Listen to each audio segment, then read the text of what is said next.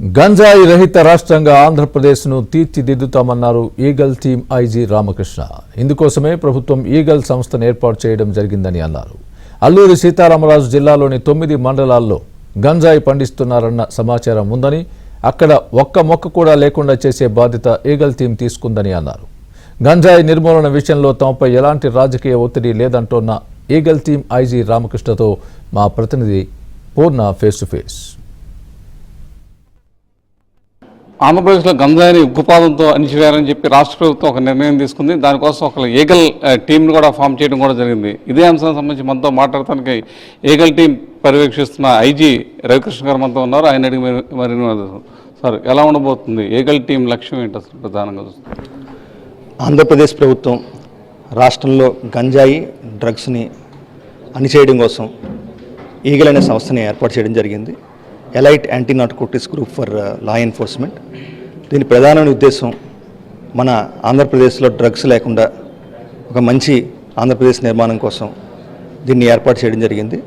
ప్రధానంగా ఈగల్లోని వివిధ రకాల శాఖలు మేము ఏర్పాటు చేయబోతున్నాం. Eagle DNCC and district narcotic control cells అని చెప్పి ప్రతి జిల్లాలో కూడా ఒక సెల్ని ఏర్పాటు చేయబోతున్నాం. అదేవిధంగా ఒక state level police station head క్వార్టర్లో మనకి అన్ని రకాల విభాగాలు ఉన్నాయి. డేటా అనాలిసిస్ సంబంధించిన ఒక విభాగం, అదేవిధంగా లీగల్ ట్రైనింగ్, ప్రాసిక్యూషన్ ట్రైనింగ్, అదేవిధంగా ఇతరత్ర ఏమైతే ట్రైనింగ్స్ మనం మన రాష్ట్ర వ్యాప్తంగా పోలీసులకు ఇవ్వాలో వాటికి సంబంధించి కూడా మేము ప్రయత్నాలు మొదలుపెట్టాం. ఈగల్లోని ప్రధానంగా మేము ఐడెంటిఫై చేసింది సోర్స్ ఎక్కడైతే ఉందో గంజాకి సంబంధించి ముఖ్యంగా 9 మండలాల్లో అల్లూరి సీతారామరాజు జిల్లాలోని మేము ఫోకస్ చేయబోతున్నాం.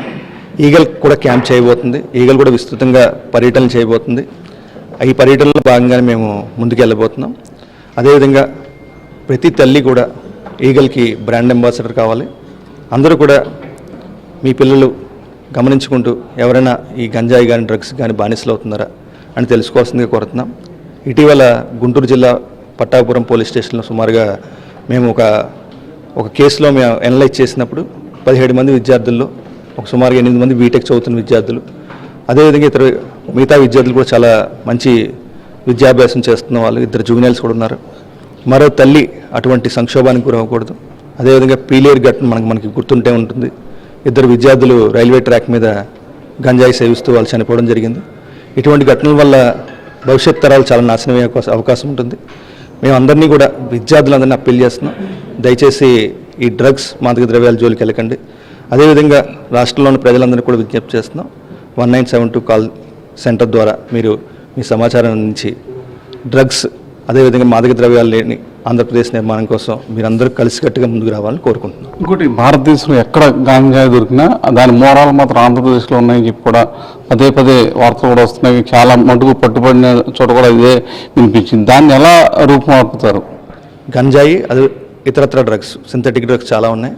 వాటి మీద కూడా మేము మానిటర్ చేసి భవిష్యత్తులో వాటి మీద ప్రత్యేకమైన దృష్టి పెట్టి ఈ ఆంధ్రప్రదేశ్ని గంజాయి డ్రగ్స్ లేని రాష్ట్రంగా చేయడం కోసం ప్రభుత్వ ఆదేశాల ప్రకారం ఈ గంజాయి ఇతర డ్రగ్స్ మీద కఠినంగానే వ్యవహరిస్తాం. ఎంత పెద్ద వ్యక్తి ఉన్నా సరే కేసుల్లోని నమోదు చేయడానికి ఈగల్ సిద్ధంగా ఉంది.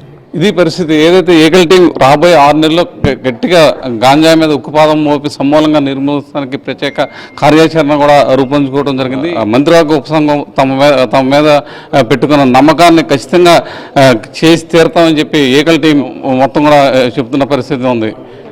వీడియో కిషోర్తో పూర్ణ.